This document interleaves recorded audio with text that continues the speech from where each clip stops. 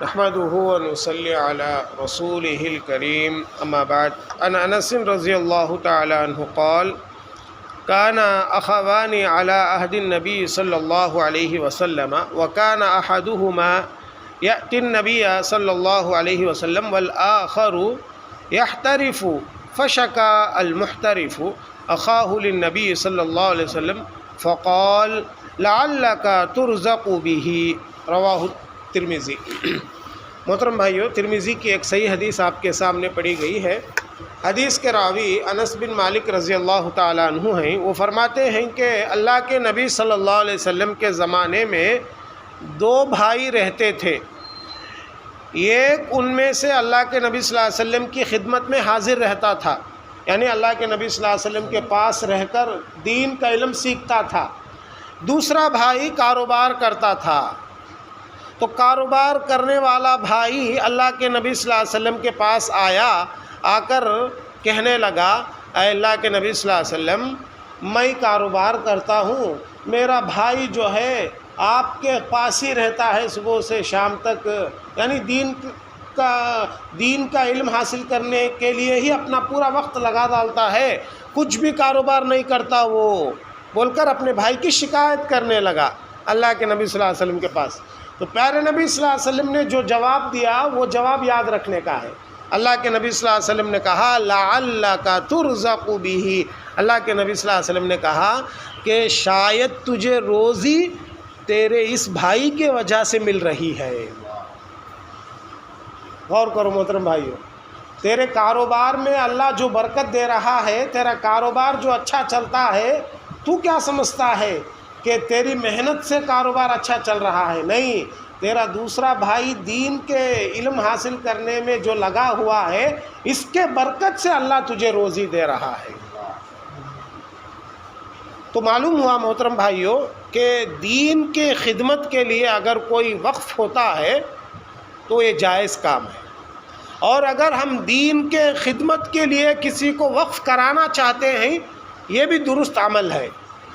اور اس سے یہ بات بھی سمجھ میں آتی ہے کہ ہم اپنے پیسوں سے کسی کو دین کی تعلیم حاصل کراتے ہیں تو اس کی وجہ سے ہمارے پیسوں میں اللہ برکت دیتا ہے، اللہ برکت دے گا۔ مثال کے طور پر بہت ہے کام کرنے کے، کاروبار میں برکت آنے کے لیے کرنے کے بہت کام ہیں، صرف ہم دنیا کے حساب سے سوچتے۔ کاروبار میں برکت آنے کے ٹیکنیکا کیا کیا ہے کہ ہمارا دماغ صرف دنیا کی طرف جاتا۔ نہیں میرے بھائیوں، ذرا دماغ کو لڑاؤ، قرآن اور حدیث کو پڑھو تو آپ کو پتہ چلے گا کاروبار میں برکت آنے کے کچھ دین کے کام بھی ہیں۔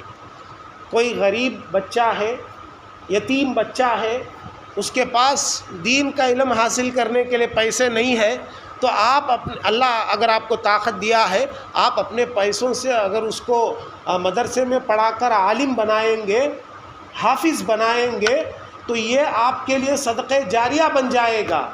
کاروبار میں بھی برکت ہوگی، اور جب تک وہ حافظ، جب تک وہ عالم دوسروں کو سکھائے گا، دوسروں کو سدھارے گا، اس کا ثواب بھی آپ کو ملتا رہے گا۔ کیسا ثواب ہے دیکھیے، یہ جاری ثواب جاریہ ہے۔ آپ اس کو مدرسے میں پڑھا کر کتنا خرچ کر دیں گے، اس کو حافظ بنا کر کتنا خرچ کر دیں گے، بہت بولے تو آپ کے 20-30 ہزار ہو جائیں گے۔ کتنے سال میں؟ 5 سال کے لیے، 10 سال کے لیے عالم بنا تو بہت بولے تو 50 ہزار ہوں گے۔ ایک 10 سال 8 سال کے لیے، اور وہ کوئی بڑی بات بھی نہیں ہے جس کے پاس حیثیت ہے۔ 10 سال کے لیے آپ کسی کو ایک 50 ہزار خرچہ کر کے آپ عالم بنا دیے۔ 10 سال میں 50 ہزار کا تو سال میں کتنے ہوئے؟ 5,000 ہوئے۔ سال میں 5,000 کوئی بڑی بات ہے؟ غور کرو۔ تو یہ سب چیزیں ایسے ہیں جس پر ہمارا خیال نہیں جاتا، لیکن اگر اس پر عمل کریں گے تو پیارے نبی صلی اللہ علیہ وسلم کی اس حدیث سے معلوم ہوتا ہے کہ دین کی خدمت کے لیے جب ہم کسی کو لگاتے ہیں، اس کی وجہ سے اللہ ہمارے کاروبار میں برکت دیتا ہے۔ اور اس حدیث سے یہ بات بھی سمجھ میں آتی ہے محترم بھائیوں کہ جو دین کی خدمت کرنے والے لوگ ہیں، ایسے لوگوں کی قدر کرنا ہے، ایسے لوگوں پر خرچ کرنا ہے۔ اس لیے کہ آج مسلمانوں کے اندر تھوڑا بہت جو دین باقی ہے، اللہ کے فضل کے بعد ان عالموں کے محنت کی وجہ سے ہے۔ اگر آپ غور کریں گے تو یہ بات آپ کو سمجھ میں آئے گی۔ آج مسلمانوں میں جو دین باقی ہے، یہ دین کیسے باقی ہے؟ یہ اللہ نے علماء کو ذریعہ بنایا ہے، عالموں کو ذریعہ بنایا ہے۔ اگر یہ عالم نہیں ہوتے تو لوگوں کی حالت کیسی ہوتی تھی، آپ اندازہ لگا لو۔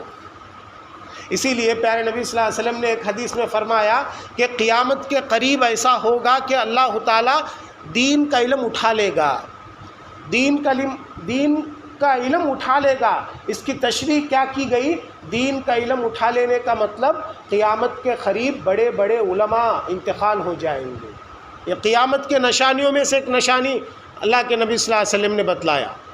تو جب تک علماء زندہ رہتے ہیں ان کی قدر کرنا ہے، ہم سے جو ہو سکے ان کی مدد کرنا ہے، اس لیے کہ ان کی مدد کرنے میں ہمارے کاروبار میں برکت ہے، اس لیے کہ وہ دین کی خدمت کرتے ہیں۔ تو لہٰذا آپ لوگوں کو اس حدیث کی تشریح کرتے ہوئے یہ باتیں بتانا ضروری تھا، میں نے آپ کے سامنے بتلائی۔ اللہ سے دعا ہے اللہ مجھ کہنے والے آپ سبھی سننے والوں کو کہیں سنی باتوں پر کہنے سننے سے زیادہ عمل کرنے کی توفیق عطا فرما۔ اللہ ہم کو جب تک اس دنیا میں باقی رکھ، ایمان کے حالت میں باقی رکھ، جب ہم کو اس دنیا سے لے تو بھی ایمان کے حالت میں لے آمین یا رب العالمین۔ وآخر دعوانا ان الحمد للہ رب العالمین۔